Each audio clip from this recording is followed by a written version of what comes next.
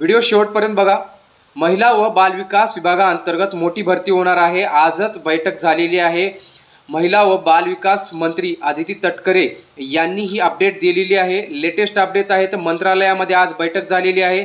महिला व बालविकास मंत्री आदिती तटकरे व त्यांच्या पॅनलसह तर 18,882 पदांची ही भरती होणार आहे। तर व्हिडिओ शेवटपर्यंत बघा, तुम्हाला संपूर्ण माहिती मिळणार आहे की कशा पद्धतीने कोणती भरती आहे। तर आपल्याला हे व्हिडिओ शेवटपर्यंत बघायचा आहे। पहा, तर महिला व बाल विकास विभागाअंतर्गत 18,882 पदांची भरती होणार आहे। त्यामध्ये अंगणवाडी सेविका, पहा, अंगणवाडी सेविकेचे 5,639 पदे भरली जाणार आहेत। तर त्यामध्ये अंगणवाडी मदतनीसचे किती आहेत? तर 13,243 इतक्या जागा आहेत। 13,243 इतक्या जागा अंगणवाडी मदतनीस व 5,639 या जागा अंगणवाडी सेविकाच्या आहेत।